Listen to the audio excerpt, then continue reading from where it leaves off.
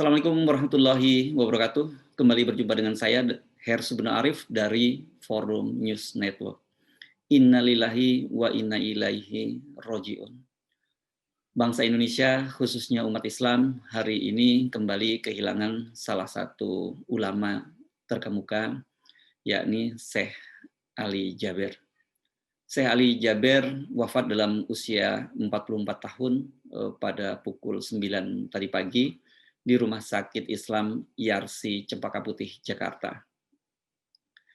Wafatnya Syekh Ali Jaber ini tentu saja mengejutkan karena memang diketahui bahwa beliau dalam beberapa pekan terakhir ini dirawat di rumah sakit karena COVID. Sempat dikabarkan kondisinya memburuk, tetapi kemudian kabar baik muncul karena dinyatakan bahwa beliau sudah mulai membaik. Bahkan ketika wafat beliau dinyatakan dalam kondisi sudah negatif COVID.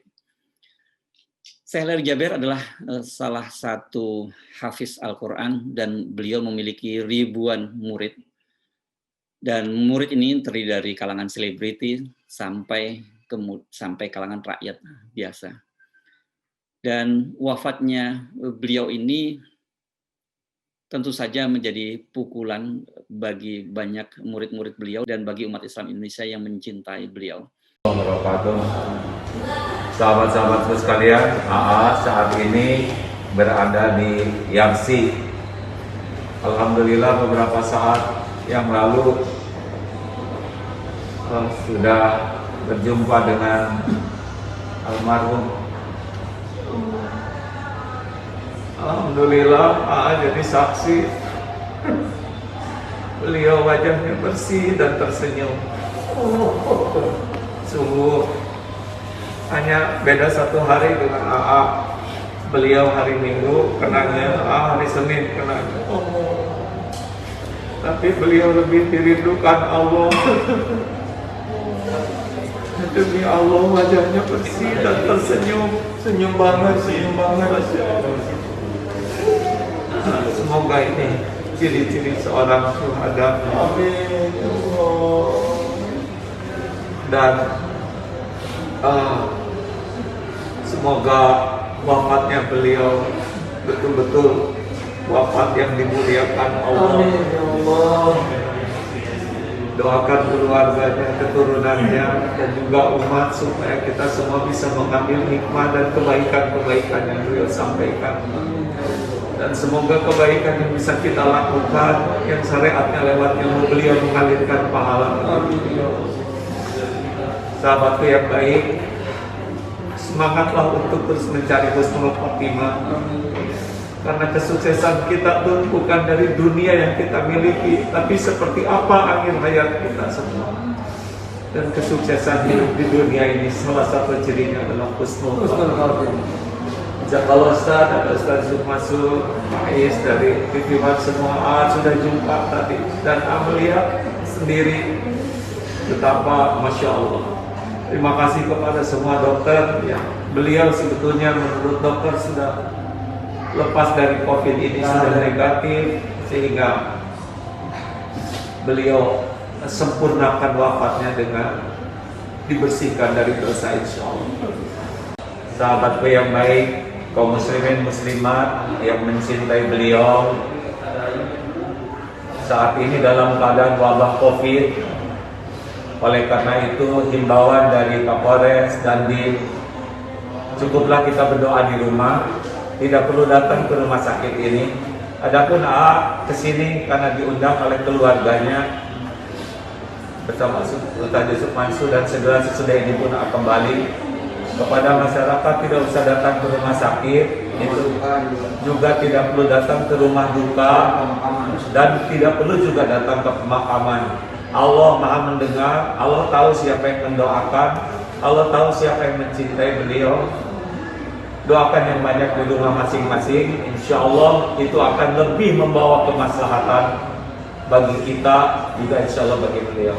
Ya, di masjid masing-masing. Ya, dan sholat gaib di masjid masing-masing. Sekali lagi himbauan dari Dandim dan Kapolres, ya, dan pemerintah juga dari rumah sakit ini begitu ya, bahwa Tidak perlu datang ke rumah sakit, tidak perlu datang ke rumah duka, tidak perlu datang ke pemakaman. Doakan di masjid masing-masing, itu pun dalam keadaan sesuai dengan protokol kesehatan. Insya Allah semua niat baik, semua ikhtiar baik disaksikan Allah dan diijabah oleh Allah. Ya, cinta kita kepada beliau bisa kita tumpahkan dengan memohon doa kepada Allah Subhanahu wa taala. Terima kasih. Ya, assalamualaikum warahmatullahi wabarakatuh. Ulama yang dilahirkan di Madinah, Arab Saudi ini sudah menjadi warga Indonesia sejak tahun 2012. Pada waktu itu status kewarganegaraannya diberikan oleh Presiden Susilo Bambang Yudhoyono. Beliau memutuskan menjadi warga negara Indonesia bukan hanya karena di dalam tubuh beliau mengalir darah Indonesia. Beliau itu kakeknya adalah salah satu pejuang kemerdekaan Indonesia yang tewas ditembak oleh penjajah Jepang di Lombok, Nusa Tenggara Barat, dan beliau juga punya darah dari Nusa Tenggara Barat. Karena itu dalam berbagai kesempatan beliau menyatakan kalau wafat ingin dimakamkan di Lombok, Nusa Tenggara Barat. Tetapi menurut keterangan dari adik beliau, Syekh Muhammad Jaber, beliau tidak akan dimakamkan di Lombok. Beliau akan dimakamkan di pesantren Darul Quran di kawasan Tangerang, Banten.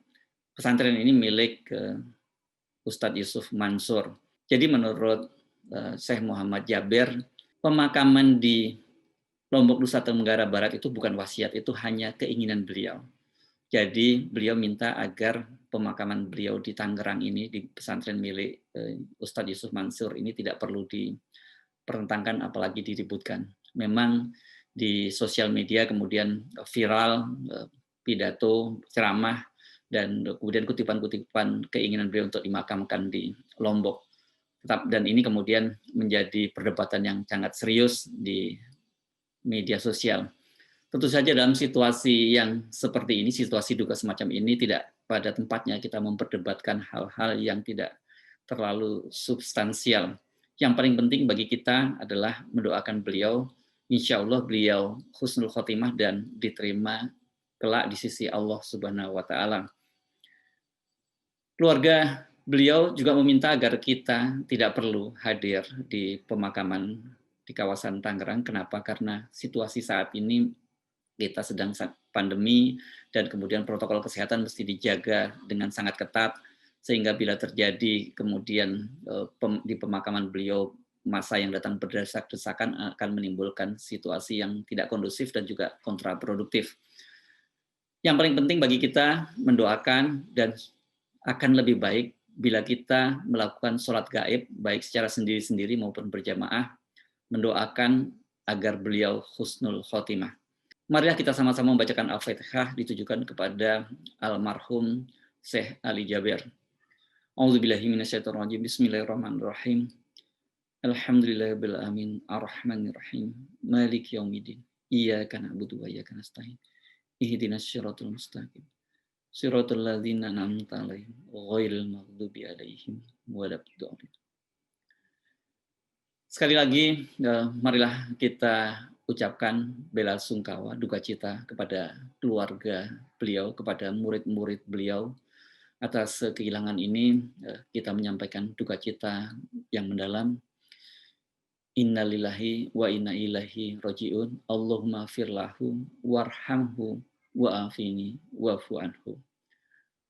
Wassalamualaikum warahmatullahi wabarakatuh.